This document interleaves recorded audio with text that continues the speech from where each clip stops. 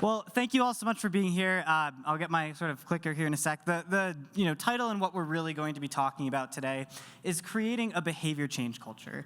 And the genesis of a lot of this, again, first of all, if I can just kind of step back for a sec, it has been such an amazing day or two here, so much authenticity, so many real conversations with everyone. And I think something that I personally really appreciate that tees up a lot of this really well is people just coming up and saying, well, we've worked so hard, we're working to build this learning culture, it's all we've known and we've been trying to build it for years. And even for organizations, you can look at some of the maps here that would say, hey, we have a really strong learning culture, we have a powerful culture of people coming and asking us for learning, and we're still not getting the results that we want. We're still not getting business impact. We're still not hitting those metrics that matter. We're still not getting those outcomes. And so this is something that we're very familiar with at Arist, and so we've dubbed a new term around a behavior change culture. I'll be walking through a bunch of different things around what it is and how you can use it. And no, I don't mean you've been doing everything wrong, but it's a few more tactical adjustments and just ways of reframing things. And of course, we'll get into how we can use things like microlearning to do this effectively. First, I'd love to start with just a super brief story. So, the way I got involved with Arist was the co-founders, we all lived together in college, and I was really involved in the world of coaching, of learning. I was running a public speaking coaching business at the time. And so I was really fascinated by this whole world of org design, training design, learning design. I didn't know what it was. Like, training design was an Adobe program to me. I was like, what is that? Like, Cornerstone was a cement company. It didn't make any sense to me. I was so removed from this world. But what I was very in tune with was this whole idea of people learning and using that to make themselves better. And that was just so fascinating. What I couldn't kind of wrap my head around is at one point we kind of sat down and said, okay, this is working for some people, it seems to be effective. Let's try to write a white paper on this. And I remember sitting in a college lecture, doodling some thoughts around kind of how it would work and what that would look like and how we would do the research, who we would partner with. And at the time, I was also actually working an internship, so I would work until, I would have class till about noon, and I would go part-time into an office and work every day. And the thing that really blew my mind was how incredibly similar the learning in both of those environments was. I would sit in this lecture hall, and here I was, a student, where my entire job was just to learn, retain short-term, regurgitate information. All of this learning in a university environment was optimized for being able to pass a test. So then it became really fascinating to me to say, why are we using these same exact models? And again, this was pre-COVID, but still, the same exact models of bringing people into a room or now bringing them onto a Zoom call, having them go through this whole experience, when the job of a workplace professional is to learn, retain long-term, and apply. The best example of this is what mastery looks like. Mastery in a university is you short-term remembered lots of things, and so you retain that, and you pass the exam. That's what that model is optimized for. We could go down a whole other rabbit hole about that, but that's not what today's about. The job of a workplace professional was things where simple concepts, well practiced and practiced over and over, equals mastery.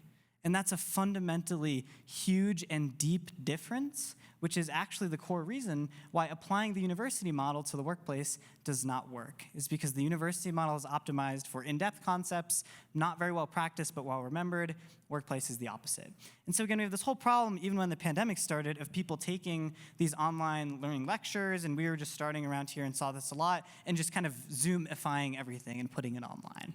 And that really just was not very effective. Again, what we saw is that universities have what I would term a learning culture, which I'll get into in a bit. And workplaces have what we call the behavior change culture, a need for foundationally measuring someone by what can you do differently, whether it's the outcomes that we measure or through the learning we provide. Success here is being able to do something differently. Very fundamentally, it is not just knowing something and regurgitating it. So we'll get into this whole conversation about what this means, but first I'd love to pose a question to everyone, and don't be shy, please raise your hands. Let's see if it... Well, I guess I'm missing a slide, so I'll just say it by memory. The question to everyone to discuss is what in your organizations or in any organization, if we think about learning, whose job is it to promote employee learning? Whose job is it? Who owns employee learning?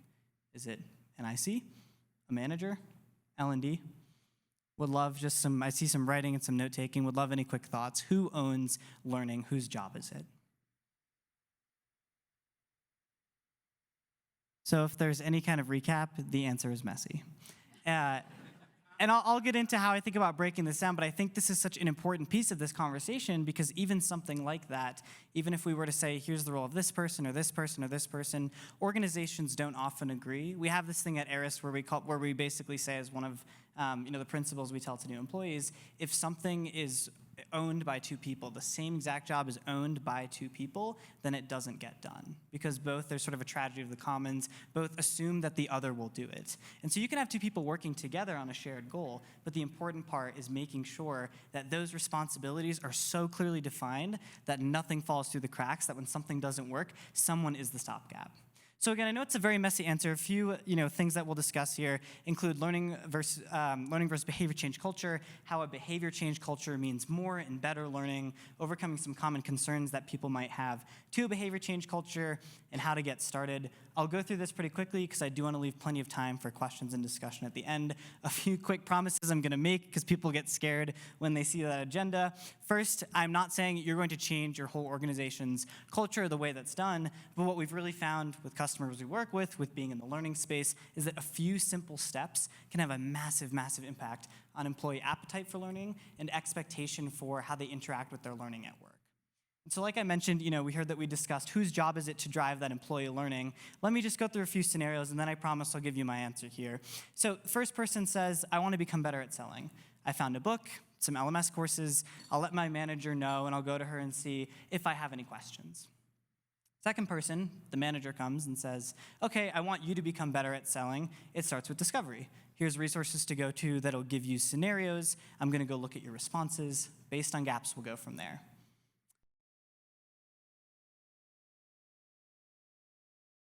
Who is more successful and why? The room's a little split. And that's a good thing, right? Again, a lot of what we're doing here is really trying to sort of suss out why is there such a sort of a difference of opinion around what does success look like in a learning environment, who prompts it, who's responsible for it, what role do different departments, parties, individuals play in that.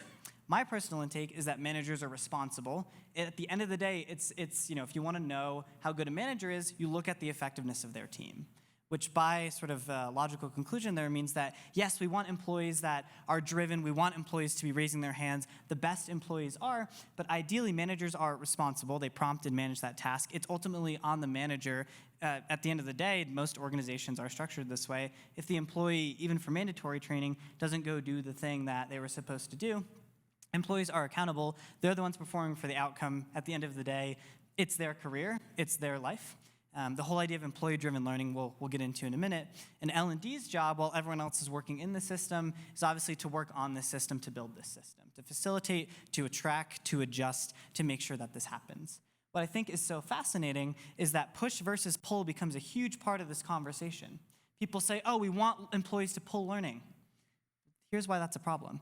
This is from the book Hooked by Nir Eyal, which is brilliant, and it goes through, it's basically a lot of the science that tools like Twitter and TikTok were built on in a lot of their early theses. And push actions are what build a habit. Pull actions happen once a habit has been established.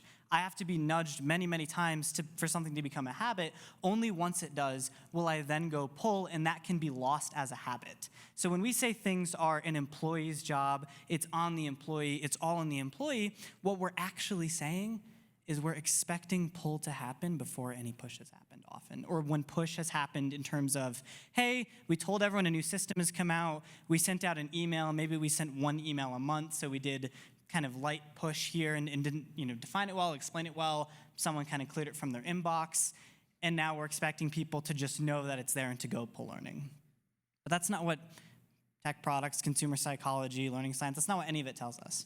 And what's so fascinating is that what we actually want to do and what we've seen most effective is we want to rely on push learning and make sure that we have systems in place for when pull learning happens. The other thing I'll mention is that everyone says, oh, we want and expect employees to pull learning. What we've seen, and anecdotally, is just that the top 5, 10, maybe 15% of employees are the ones who are raising their hand, they're really motivated, they're going to pull learning. It creates this sort of paradox where your employees who need the most learning are also the least likely to go pull it. And so if the reason you've established all these pull learning systems is to get people to go pull learning, you want them there, again, for your top few percent of learners. But the reality is that the ones who need it most are the ones least likely to take that initiative. And so it creates this kind of gap of understanding. And so again, when we talk about these pull systems, right now many of us are relying on pull systems plus employee responsibility. This entire mantra of employee-driven learning is often the mantra of a learning culture. And the way I've defined learning culture here is we care about how much learning you've completed or how much learning you've actually just gone and done and taken and ingested, similar to the academic model. Learning content, I know there's a bunch of stuff on this slide, but this is the way I would define personally a learning culture. Learning content is available, people may take it. Best learners most times spend the LMS. Our North Stars are hours spent learning, completion, badges earned. The smallest unit of learning that we have is a single course. I loved the discussion earlier about vitamins versus kind of a multi-course meal. Right now, a multi-course meal in this environment is the smallest unit of learning. Admins focus on having lots of content availability. It's there when you need it. There's a wall of content. Employees are just expected to kind of drive their own learning. And the role of a manager is, hey, did you go do this thing as required? Or encouraging X hours spent in an LMS or LXP. Does some of this resonate with anyone in terms of things they're seeing at their organization? Just a show of hands. So the vast majority of us. Again, learning culture, people have been saying, oh, well, we're striving for learning culture. We want a strong learning culture. Maybe you're on the far left. Maybe the only thing that happens in your organization is compliance training, is things that are mandatory. Maybe you're over here and you're kind of getting closer to learning culture. Or maybe you're saying, hey, and I'll get into behavior change culture in a sec, we're actually over here. I show you this at this stage, quite honestly, so you don't freak out and say, oh my gosh, we've been doing everything wrong. A lot of times you need a lot of those initial steps in order to get to that place. You can actually leapfrog what we've seen with some of our customers. You can leapfrog learning culture and hit behavior change culture, similar to how emerging markets have leapfrogged laptops and gone right to mobile phones, right? And so you can actually make that jump if you know from the get-go what's most effective.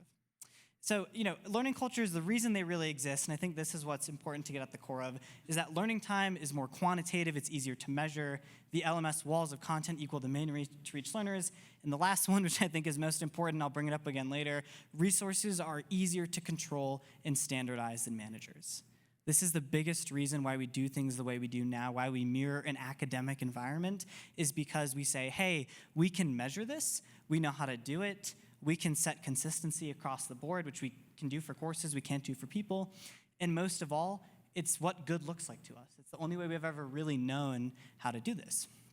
Learning cultures don't really work because employees have two jobs. The first is their actual day-to-day role, and the second is driving their own learning. A lot of the panels had some really, really amazing insights on this earlier and basically said, Corey, I think you were the one who said it, around, as an employee, people keep saying, I don't have time to learn.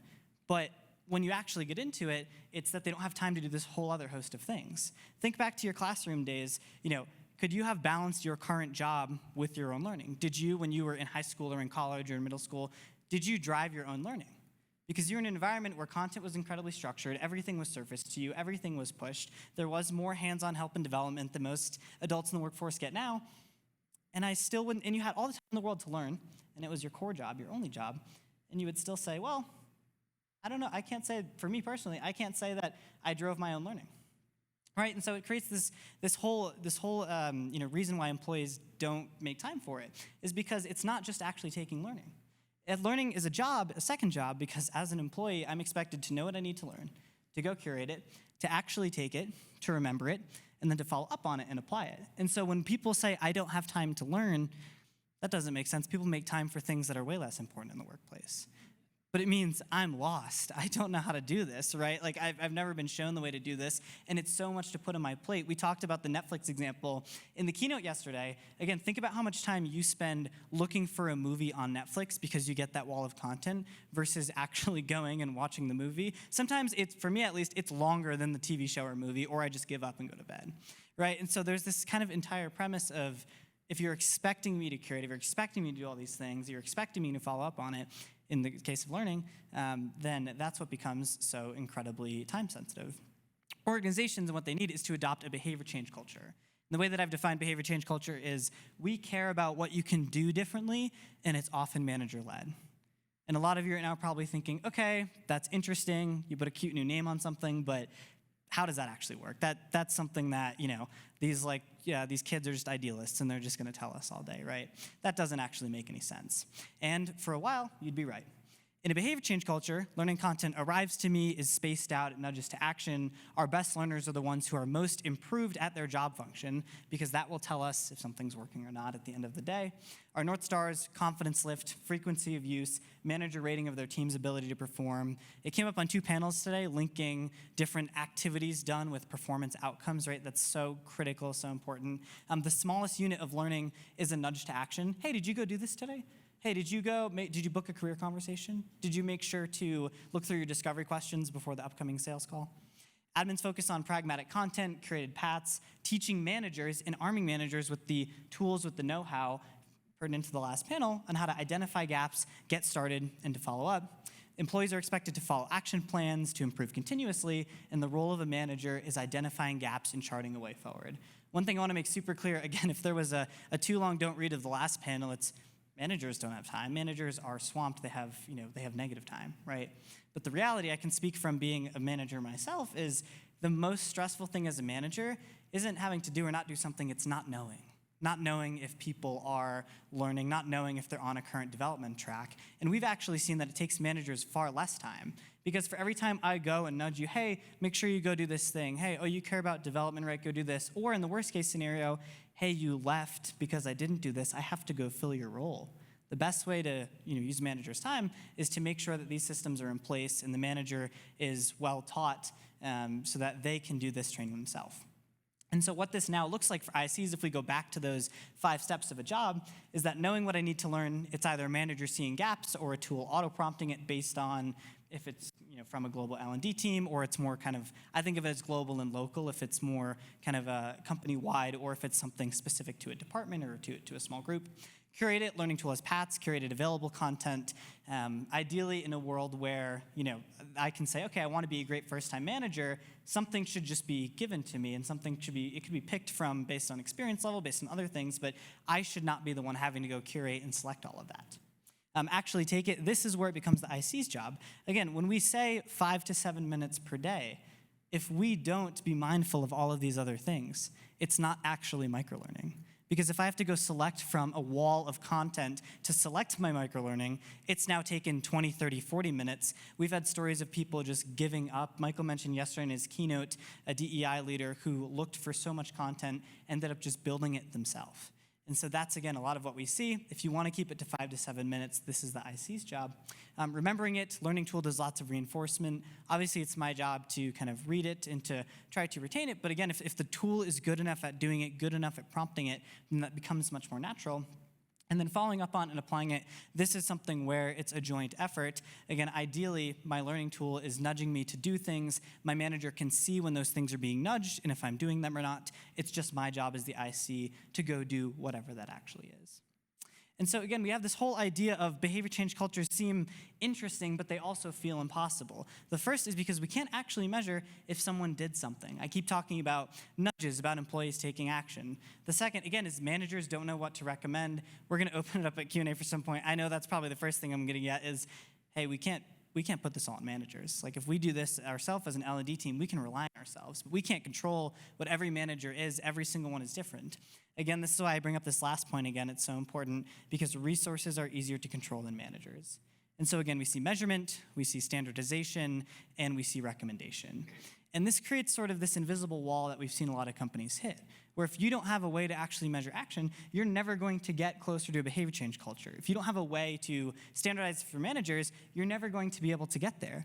And it's because you can only get to a certain point where you can say, okay, everything we do is around championing people doing something differently, and then saying, oh, wait, we can't actually measure if someone did something differently, so we're kind of just stuck here, right? So I'll go through these one by one. The first, because we've seen it's possible to sort of climb that wall.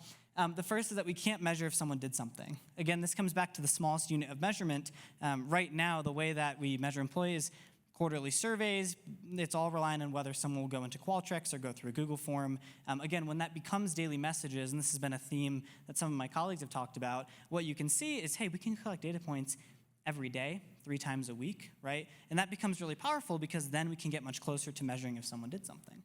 Then we can also now measure things like confidence lift, frequency of use, qualitative learner responses. Again, most learning tools are just not continuous. And I'm not saying this because Arist is continuous. We built Arist to be continuous because of things like this. It is much easier to collect data, and any data, I personally believe, that is not collected continuously just doesn't really make sense. You caught a snapshot of how I was feeling today. Maybe you can, assess me at the current moment, but you can't actually measure the efficacy of something that the end result hopes to be long-term if the measurement is one time.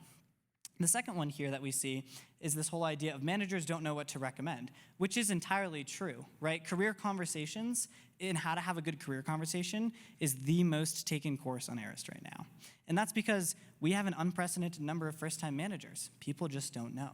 So having a simple list of curated paths that managers know, no more wall of courses, I'll get into this more in a sec, nudged when things are released, pair with information on how and when to recommend, hey, I know that one of your team members is trying to learn how to be better at giving and receiving feedback with their peers. Here's what they've done so far, here's what they've gone through, here's a scenario we gave them and how they responded to it. Now we want you to set up this meeting and to go through with them. We want you to give them some candid feedback and see how they take it.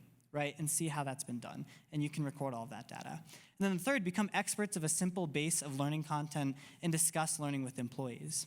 So 1 in 3 here, the reason that this is possible is because let's say I'm a sales manager.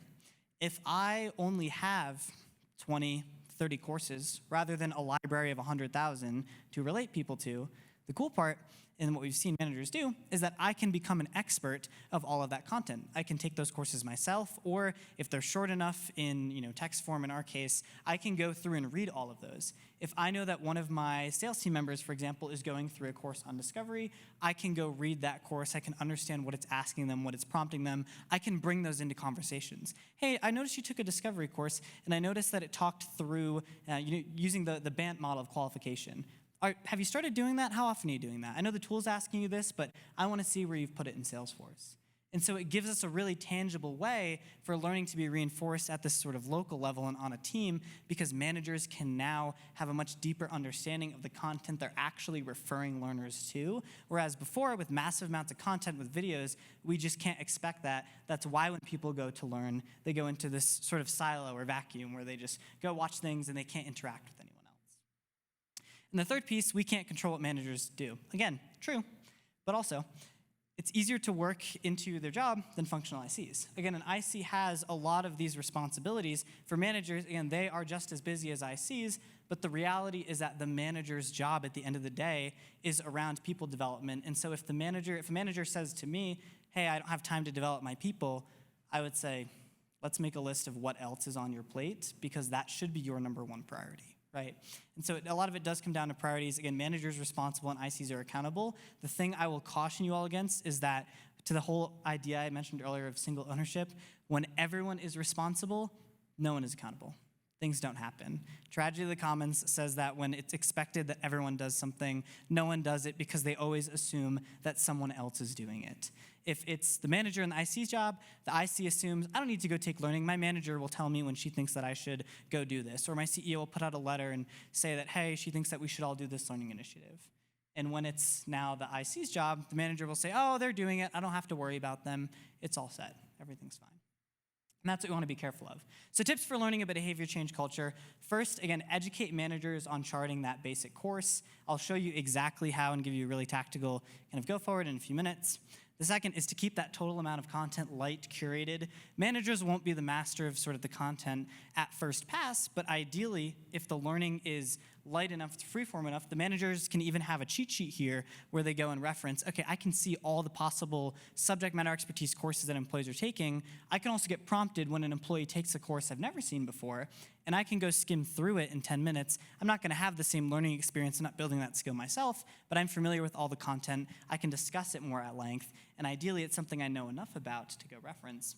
And then third, use learning tools that are continuous in that nudge. Again, you're not going to get good data, and you're going to put follow-up on an already busy manager or IC's plate and expect them to do all of it if you're not giving this reliance to your tools. So hold your vendors accountable for those 5 jobs. Make sure they're doing at least 3 or 4 of those, because otherwise your ICs, your employees, have to do all of them. So again, if we use this example, this was actually the one that I picked. I liked this better. And again, it becomes this whole conversation, but I liked this better because we can rely on it more. Because I'm not worried about the employee that always raises his hand and says, hey, I know how to do this. I'm worried about the employee that's disengaged. Andre mentioned earlier, $7.9 trillion are lost in the economy every year because of people being disengaged at work. The disengaged learners are not the ones to raise their hand and to say, hey, I want to do tons and tons of development. We've seen scenarios where maybe, it depends on why they're disengaged, but, some of your best learners can be disengaged. But what we see most often is people who don't see a course forward, they don't see personal development opportunities, they're not going to go do something. And so you want to make sure that you're figuring out why and combating appropriately. So from this example, I want you to become better at selling. It starts with discovery. Here's resources. We'll go from there. What this actually might look like in action is first, a manager identifies that need for discovery. They've got their 1 out of 20 specific sales courses they're knowledgeable about. They start an employee on this. For 2 weeks, 3 weeks, the employee receives the course on Microsoft Teams. Their job is to respond back, to think thoughtfully. The course will prompt them to do things like, hey, go set this in your Google Calendar. Go prompt yourself a reminder to do this. Go make sure you set this thing in Salesforce so that it's always asking you discovery questions, right? The manager can even go, everyone from the CRO to the manager can go customize that lightly. And then the manager measures the success of the employee applying that learning based on their job performance. And so if my course is nudging the employee on areas of difficulty, following up with action, the ideal state we get to is that the manager can measure the success and ultimately link that to job performance.